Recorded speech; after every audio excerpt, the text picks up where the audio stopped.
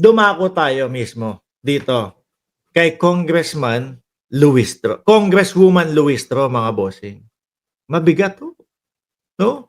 Sinagot po lahat ng ipinaparatang ni Inday Sara Duterte sa kanya na may utang daw po si Congresswoman Beatrix Luistro. Mga bossing, kung hindi po ninyo alam kung ano po yung sinabi ni Inday Sara Duterte, mga bossing, ang sabi niya, nung tapos na yung kaso, eto na, magaling daw pong tumakbo si Congresswoman Luistro, tumakbo magbayad ng utang.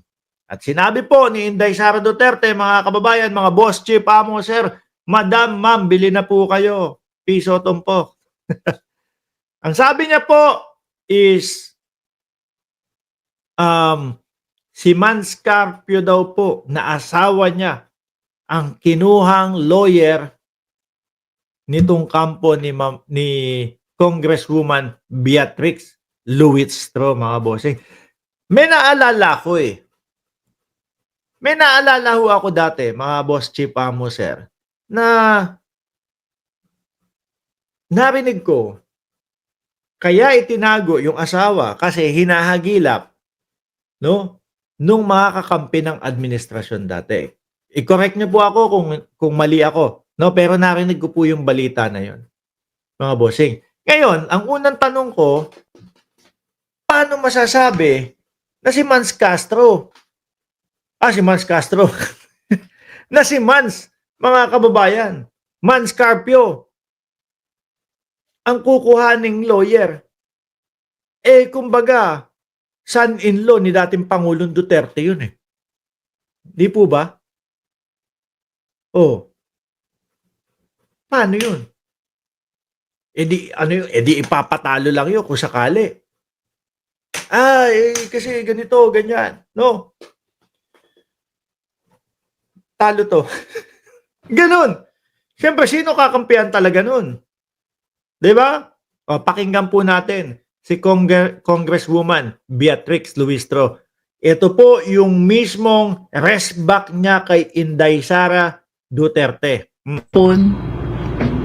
Yan, ayan po si Congresswoman. O, game. Sa huli, nais ko lamang po magbigay ng mensahe kaugnay ng naging pahayag ng ating Vice Presidente kahapon sa sortie ng ating katunggali. Mawalang galang po,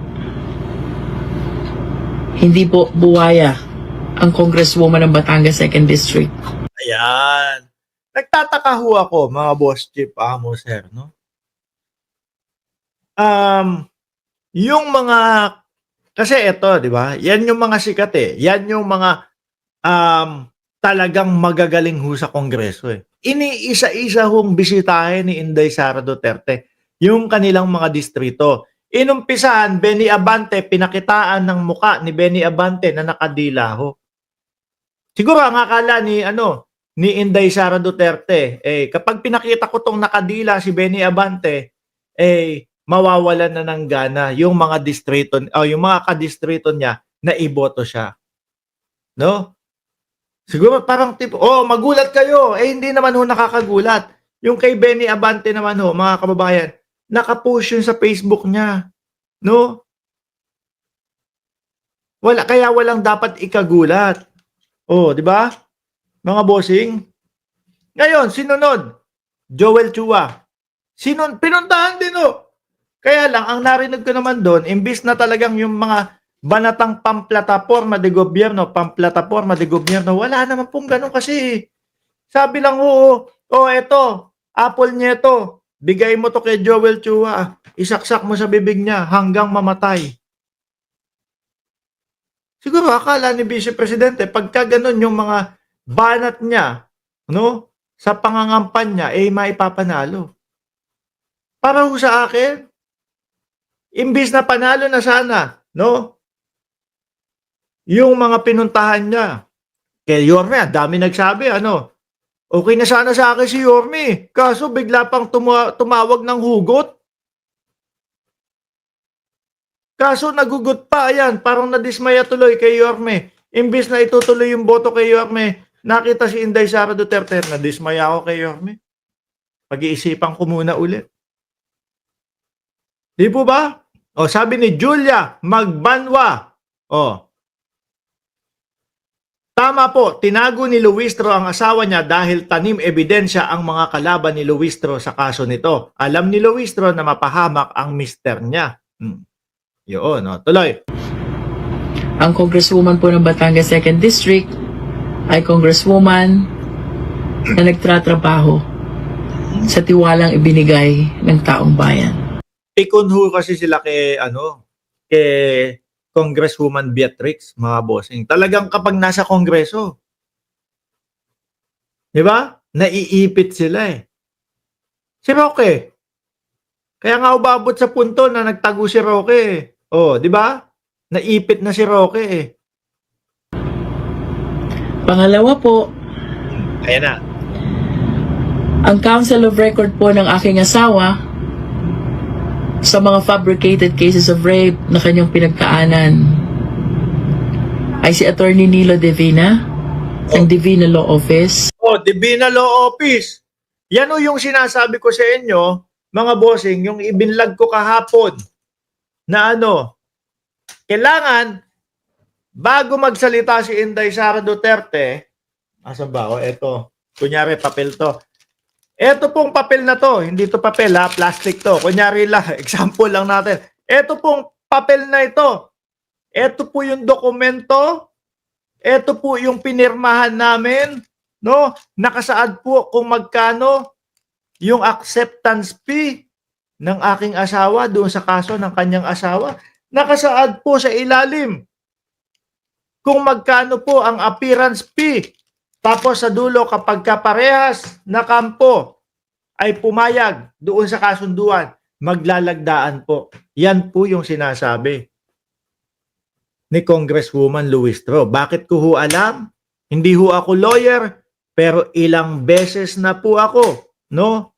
Actually, kahapon nakita ko nyo naman, di ba? Nakakabayad ko lang ng appearance fee. Oh, kakabayad ko lang ng appearance fee kasi kakasuhan namin yung RAC diyan sa Antipolo. No? Yung RAC na nagbebenta ng lupa, oh. 'Di ba? Kayo 'yun, kakasuhan naman talaga namin kayo eh. Ayo kakabayad ko lang ng acceptance fee. Oh, 'di ba? Kaso walang maipakitang ganun si Inday Sara Duterte. Style Maharlika. Ngawa. Paano ngayon niya sunog, mga bossing? Pag nagpakita si Congresswoman Beatrix Luistro nung kasunduan niya o kasunduan ng asawa niya at nung Divina Law Firm, ipinakita, eto po kasunduan namin. Sa kami po ang kinuhang abogado nila. Sunog! Si BP Sara. Di po ba? Tira, pasok na naman yata yun Tuloy. And my two good friends, Attorney Johnny Magboo and Attorney Bong Panganiban. Aha. Pangatlo, kung ako man po'y may pagkakautang, ako po'y nakikisuyo, sana po ako'y mapadalhan ng pleading or entry of appearance o kahit na po anong papel upang akin pong maunawaan ang naging partisipasyon ng inyong law office sa fabricated cases of rape na naging kaso ng aking asawa. Ayan daw. Pakitaan nyo daw. Yun, yung sinasabi ko sa inyo, dokumento, nakasulat doon lahat, acceptance fee, appearance fee, tapos kung kunyari, usaping may makukuha na pera. Pagkatapos ng kaso na ito, ang law firm namin ay hihingi ng 2% na makukuha ang kabuuang danyos, no? Kapag ka na ipanalo ang kaso. May ganun pa yan. Tapos permahan. Ipakita nyo daw na yung Carpio, ano pangalan ng Carpio Duterte? Meron kayong kasunduan nila. Magbabayad ng utang, 8 million pa naman yung sinasabi niyong utang ni BP Sara, di ba? Eto, mga kababayan, kapag ho yan, hindi sinagot ni Inday Sara Duterte, walang pinakita, yung deadma lang. So, alam niyo na ibig sabihin nun. No? Ang ibig sabihin nun, mga bossing, patay sunog na lang. Kasi sinagot sila. Patay sunog na lang. Mamamatay din ang sunog na yan. Huwag ka lang sumagot. Pasensya na po, pero hindi ko po ito maunawaan. Pero rest assured po na kung may makikita akong papel na nagpapatotoo na naging bahagi po ang inyong law firm or law office sa mga kasong napangkit, pagsisikapan ko po na bayaran ang sinasabi niyong utang. Sige na, labas na yung papel. Labas na yung dokumento. Labas na yung kasunduan. Kaso baka wala. Ang nakikita ko dito, dededmahin na lang.